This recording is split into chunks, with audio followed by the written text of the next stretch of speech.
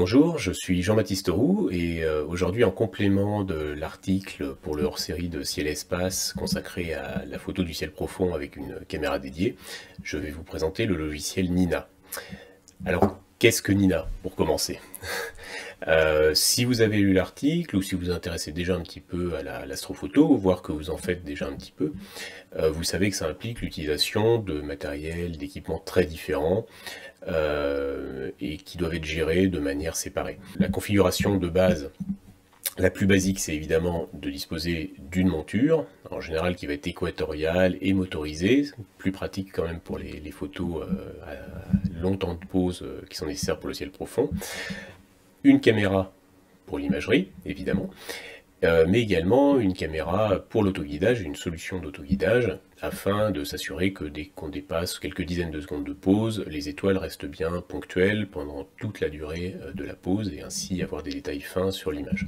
Tout ça, ça rajoute des couches de complexité, et ça implique de gérer chacun des équipements dans des fenêtres différentes depuis votre ordinateur.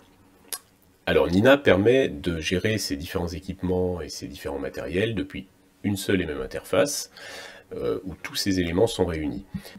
Donc c'est une sorte de chef d'orchestre qui va vous permettre de gérer vos différents équipements et de planifier vos sessions d'observation de manière efficace.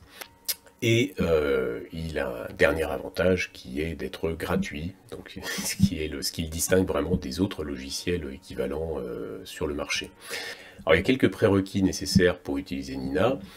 Outre le fait de disposer du matériel nécessaire, ça on l'a déjà évoqué précédemment, mais au niveau logiciel, il faut bien veiller à ce que vous ayez tous les drivers des équipements que vous allez utiliser qui soient installés, à la fois les drivers natifs et les drivers ASCOM. Alors ASCOM, pour les débutants, les gens qui ne savent pas ce que c'est qu'ASCOM, c'est le protocole de communication standard pour l'astronomie entre les différents équipements. Donc veillez bien à bien avoir installé ASCOM et également en ce qui concerne la gestion de la monture, si vous êtes avec une monture Skywatcher ou d'autres marques qui gèrent le EQ-Mode, qui utilise lui aussi ASCOM et qui permet de contrôler la monture depuis le PC, ça va être nécessaire d'installer tous ces composants différents afin de permettre à Nina de prendre la main ou de réaliser l'interface avec les différents matériels. Alors, outre ces composants indispensables, d'autres sont très vivement recommandés pour vraiment utiliser toutes les possibilités offertes par Nina. En premier lieu, un logiciel de planétarium. Alors, dans les plus utilisés, Stellarium ou Carte du ciel, et puis une solution d'astrométrie. Ça, je vais en parler un petit peu plus tard. Ça permet vraiment de faire des choses très intéressantes avec Nina. Ces logiciels et solutions d'astrométrie sont également gratuites. Donc vous avez vraiment la possibilité de vous constituer un écosystème totalement gratuit pour vos sessions d'acquisition. Alors sans plus tarder, on va regarder un petit peu le logiciel Nina lui-même. Alors quand vous ouvrez l'interface pour la première fois, ça se présente sous cette forme-là. C'est une interface qui est quand même globalement très lisible et compréhensible, et on va le voir assez simple à prendre en main. La première chose à faire, c'est de cliquer là, sur Options pour aller configurer certaines choses. La première, ça va être de configurer, ça c'est des données pour l'astrométrie, ça va être de configurer la position du lieu depuis lequel vous observez. C'est des données aussi qui peuvent être obtenues qui peuvent être importées depuis le logiciel de planétarium. Donc si vous avez déjà configuré Stellarium ou Carte du ciel, vous avez juste besoin de cliquer ici pour actualiser ces données, et elles sont automatiquement sauvegardées. La deuxième chose à faire, c'est de se créer un profil utilisateur. Un profil utilisateur, c'est cette petite fenêtre ici. Vous pouvez créer autant de profils que vous voulez. En fait, tout dépend des différents matériels que vous utilisez pour la photo. L'idée, c'est de se faire un profil différent par configuration. Si vous utilisez par exemple un réducteur de focale, vous pouvez créer un profil pour l'instrument sans le réducteur et un profil avec le réducteur. Ça évite d'avoir à remodifier ou à réactualiser certaines informations, notamment la longueur focale de l'instrument. Évidemment, si vous avez plusieurs caméras, vous pouvez créer plusieurs profils différents. Comme ça, quand vous choisissez un profil, le logiciel sait exactement quelle caméra vous allez utiliser, le nombre de pixels, l'échantillonnage, la longueur focale de l'instrument. Très utile pour l'astrométrie.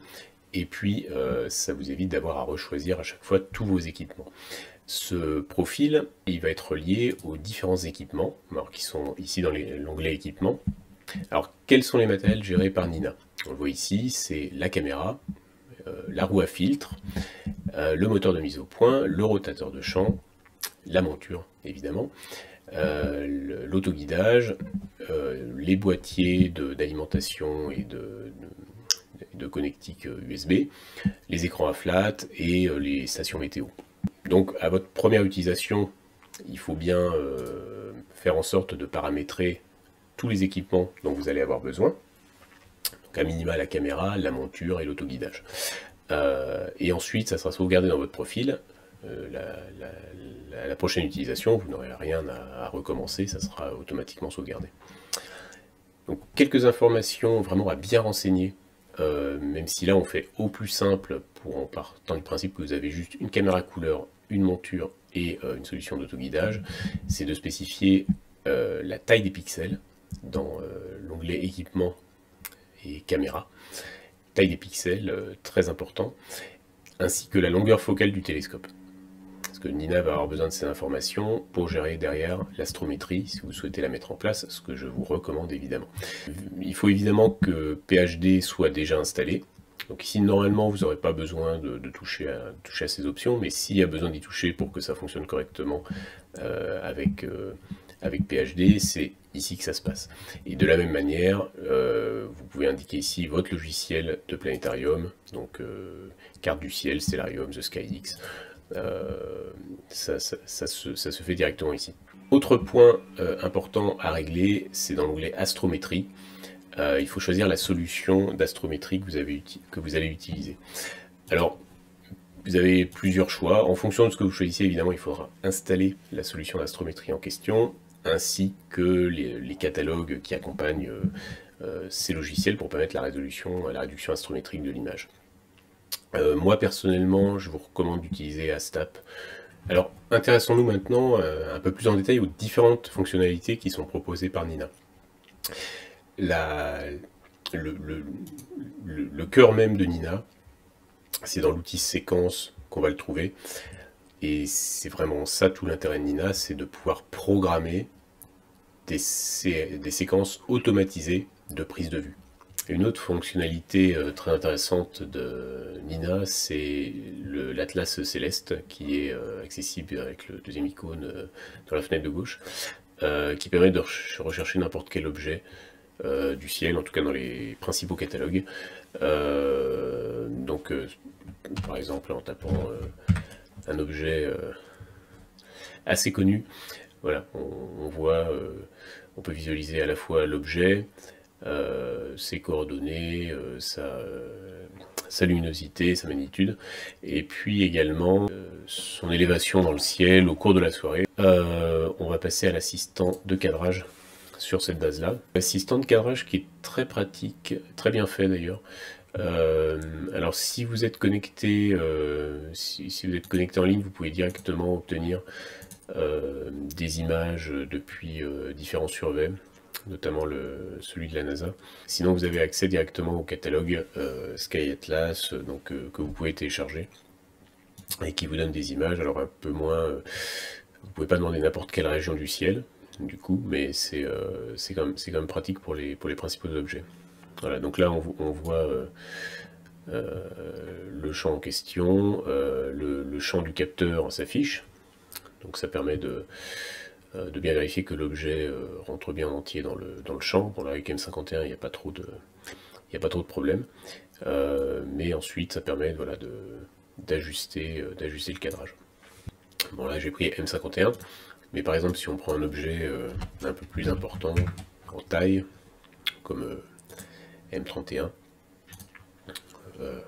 On va refaire, on va l'envoyer dans l'assistant de cadrage et on va pouvoir visualiser une des fonctionnalités très intéressantes de Nina, à condition d'utiliser l'astrométrie, puisque c'est nécessaire pour réaliser des mosaïques, mais on ne va pas rentrer dans le détail, mais je vais juste vous montrer les possibilités de l'outil avec cette fonctionnalité qui est vraiment extrêmement pratique pour réaliser des mosaïques, puisque tout est automatisé. Voilà, là sur M31, on voit que le capteur est un petit peu juste, donc mosaïque obligatoire pour avoir tout l'objet. Je ne sais pas trop combien il en faudrait, mais c'est pour vous montrer la fonctionnalité. Voilà. Donc, par exemple, une petite mosaïque de 6 panneaux. Vous pouvez définir évidemment le pourcentage des zones de chevauchement. Bon, 20%, par défaut, c'est pas mal. Si vraiment vous avez envie de gagner un petit peu, voilà, on peut réduire, pas trop. 10-15%, c'est le minimum. Voilà, mais ça, si par exemple on veut réaliser une mosaïque comme ça, il suffit de l'ajouter à la séquence, et en fait la séquence directement va faire le panneau 1, panneau 2, panneau 3, 4, 5, 6, et il n'y aura plus qu'à définir les poses pour chacun des panneaux. C'est vraiment extrêmement pratique et extrêmement efficace. Dans les fonctionnalités qui sont également très pratiques, on va pas rentrer dans le détail parce que là c'est vraiment pas le but de la vidéo de rentrer dans le détail de toutes les possibilités, mais sachez que vous avez accès à un outil d'aide à l'alignement polaire qui est quand même pas mal fait, qui permet vraiment une bonne mise en station.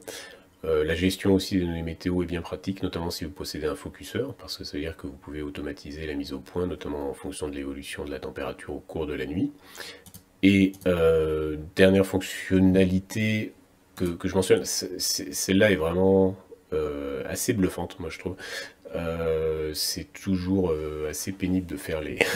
en tout cas pour moi, de faire les flats au petit matin après la session, notamment quand on utilise des caméras monochromes avec beaucoup de filtres, donc ça veut dire, et qu'on a fait des poses avec beaucoup de filtres, donc beaucoup de flats à faire pour chacun des filtres. Retrouver le bon temps de pose, la bonne luminosité, c'est pas toujours évident. Ça peut prendre un peu de temps. Là, l'outil des flats est vraiment bien fait. On indique juste la cible, la moyenne cible de l'histogramme, donc qui par défaut est à 50%, c'est pas assez, il faut la remonter aux 2/3 de l'histogramme, donc à 66%. Vous mettez une tolérance, la tolérance par défaut est un peu élevée, on peut la baisser à 5%. C'est déjà beaucoup mieux. Et ensuite, alors après, en fonction de votre équipement, bien penser à régler l'exposition minimum, l'exposition maximum.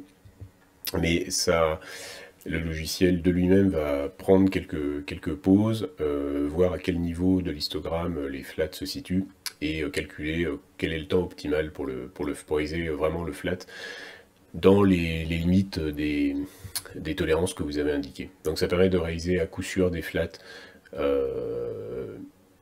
parfaits en fonction des contraintes que vous avez. Et c'est vraiment un super outil. C'est-à-dire que même si vous n'utilisez pas Nina, rien que pour réaliser les flats, ça vaut le coup de l'installer en fait. Parce que c'est vraiment un outil qui est magique et vous pouvez le lancer pour... alors là c'est en mode simple, mais par exemple en multimode, si vous avez plusieurs filtres, et ben... Il change les filtres tout seul, il refait ses petits calculs et à la fin vous avez tous vos flats pour tous vos filtres. Et c'est super rapide. Donc super fonctionnalité. Ce que je vous propose, c'est de vous montrer un exemple de réalisation de séquence. Donc là on va connecter les appareils séparément. On sélectionne la caméra et on la branche. Le télescope, pareil. Et enfin on va connecter l'autoguidage. PHD de son côté est bien connecté, ça suit, la courbe s'affiche et on peut voir que voilà, dans Nina automatiquement elle s'actualise en temps réel, donc on peut là aussi modifier la visualisation. En ce qui concerne le D-String, on va en parler tout de suite puisque là on est sur le guidage. C'est quelque chose déjà qu'il faut régler dans les options, dans l'onglet d'équipement, configuration du guidage, donc bien s'assurer que l'emplacement de PHD2 est bien indiqué, et c'est 10 heures pixels. Ici on va indiquer le nombre de pixels, le déplacement en nombre de pixels entre chaque image, entre les images, qui doit être réalisé. Bon, maintenant voyons comment pointer un objet et définir une séquence pour les acquisitions. Voilà, donc là on va envoyer M66 dans l'assistant de cadrage. Voilà, donc là on a M66 dans le champ, avec là ici l'indication de la taille du capteur. Bon, là c'est un objet qui est assez petit, donc on va même pouvoir prendre tout le trio du lion dans ce champ. On peut voilà, améliorer un petit peu le cadrage, par exemple comme ça. Là c'est pas mal.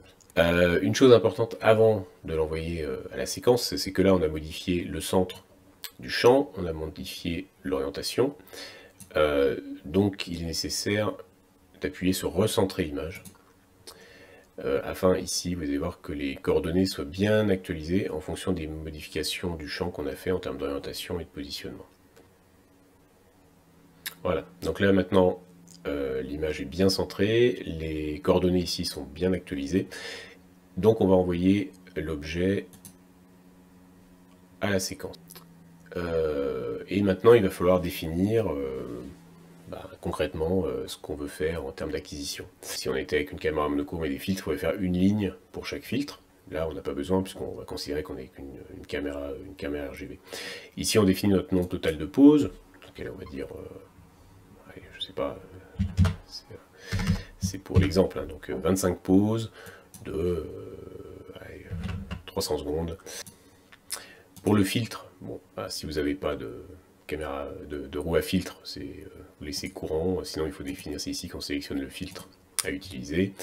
Le binning, le disring, c'est ici qu'on l'active.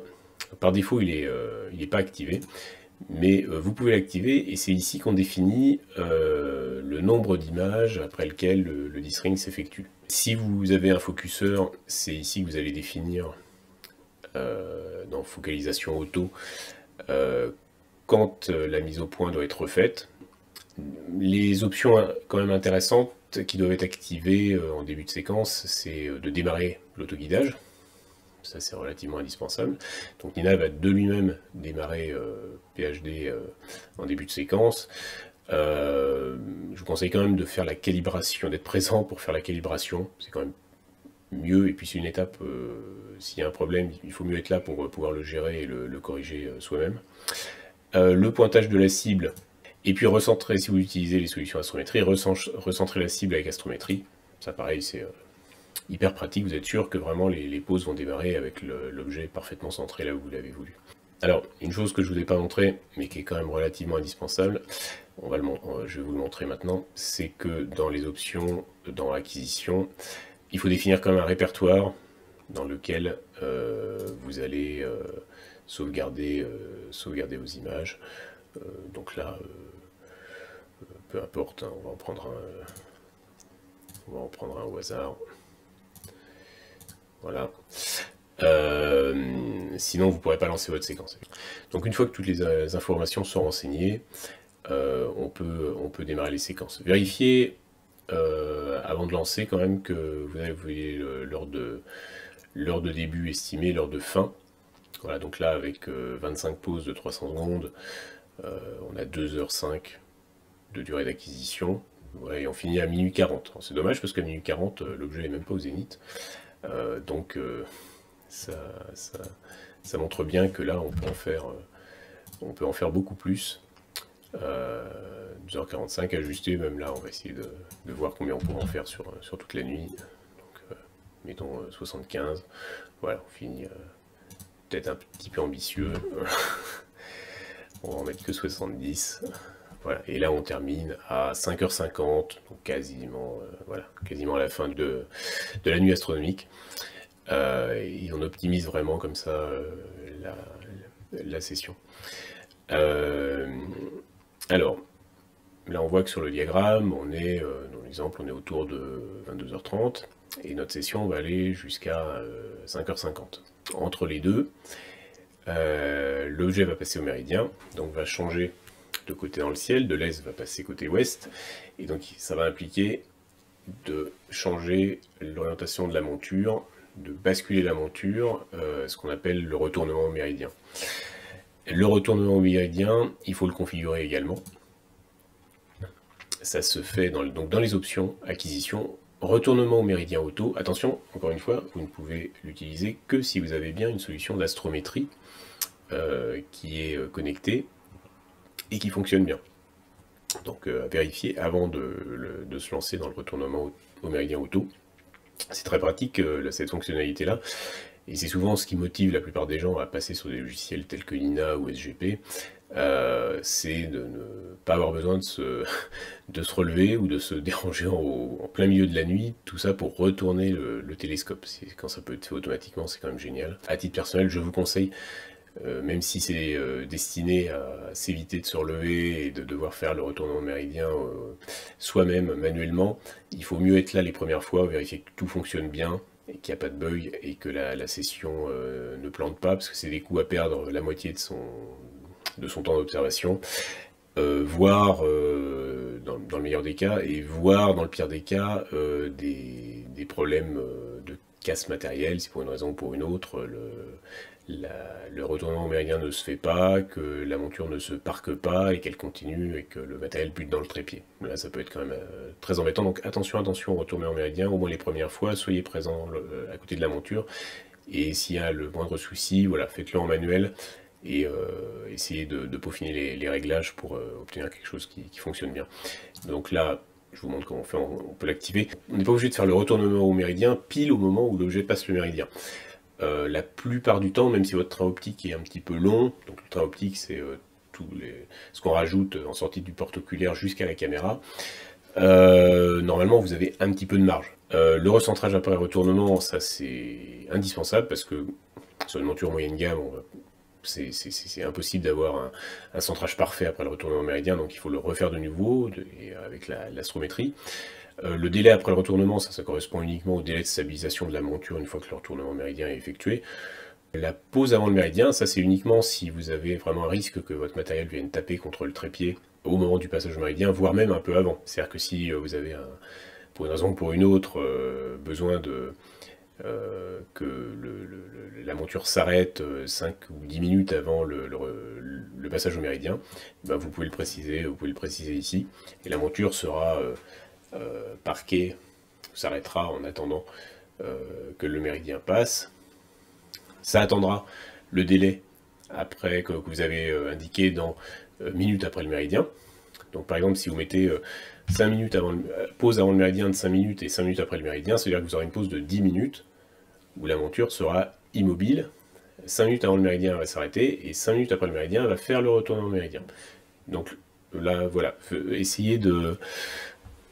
Toujours le principal, perdre une minute ou deux, c'est pas grave sur une vidéo d'observation, le principal c'est la sécurité du matériel. Donc soyez pas trop, cherchez pas à gagner la moindre seconde ou la moindre minute dans la gage de ces options. Il faut mieux perdre quelques minutes avant et après le retournement au méridien et que tout se passe bien, plutôt que de risquer des catastrophes. Donc par défaut c'est à 0, normalement, voilà, ça dépend vraiment de votre matériel. Et la mise au point automatique après le retournement, ça peut se justifier selon votre instrument, si vous utilisez un Newton ou un Schmidt casse-grain. Parfois c'est nécessaire, le basculement du tube fait qu'il y a un léger déplacement du miroir qui rend nécessaire la mise au point. Si vous êtes avec une lunette, normalement ça n'a pas d'influence et vous pouvez vous en dispenser. Donc une fois que tout est bien réglé, on peut démarrer la séquence. Et ensuite, on va pouvoir tout suivre depuis l'onglet d'acquisition, qui est vraiment le centre de contrôle de Nina.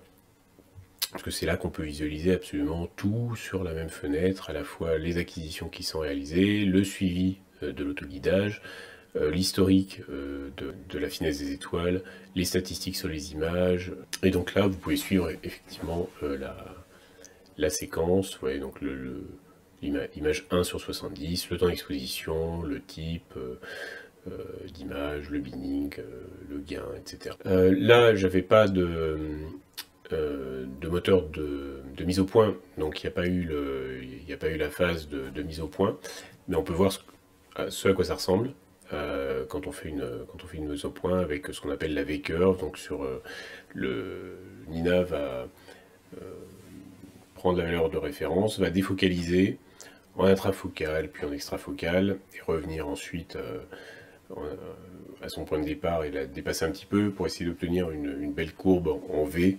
C'est pour ça qu'on appelle une courbe en V une V-curve, afin de déterminer la mise au point idéale, la plus fine possible. On peut voir là justement du coup à quoi ça ressemble. Pour le retournement méridien, bon là c'est pareil, hein, je suis sur un simulateur, donc ça n'aurait pas trop d'intérêt de le faire en simulateur, mais voilà ce à quoi ça peut ressembler. Donc en fonction de ce que vous avez paramétré, la monture va s'arrêter à la fin de la dernière pause qui est compatible avec votre délai avant le retournement méridien. Et ensuite, la séquence automatisée s'enclenche de retournement méridien avec la bascule, là comme on voit, du télescope. Une fois que cette bascule est faite, la monture va se stabiliser quelques secondes en fonction de vos paramètres. Et ensuite, Nina va recommencer la séquence de recentrage, la reprise de l'autoguidage et la reprise des pauses ensuite. Et enfin, je vous montre quelques options intéressantes en fin de séquence.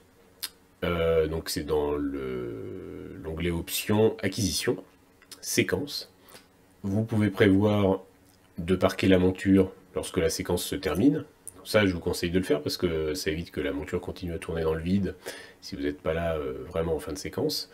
Vous pouvez également prévoir de réchauffer la caméra.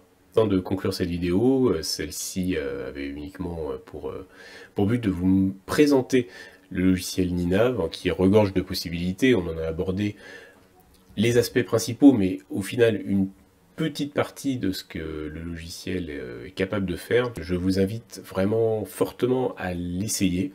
De toute façon, ça ne coûte rien, puisque le logiciel, encore une fois, est gratuit.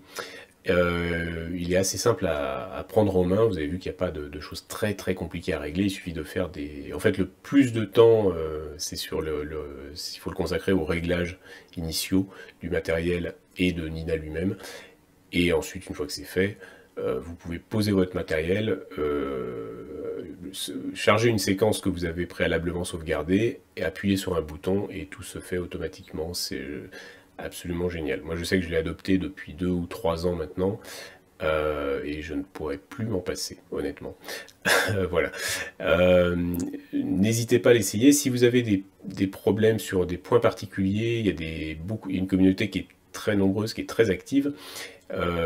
Et par ailleurs, la documentation est très bien faite. Vous trouvez énormément d'informations pour aller plus loin et pour vraiment le paramétrer précisément en fonction de votre matériel. Voilà, j'espère que cette vidéo vous aura donné envie de l'essayer et pourquoi pas de l'adopter si comme moi vous êtes convaincu. Merci pour votre attention. Au revoir.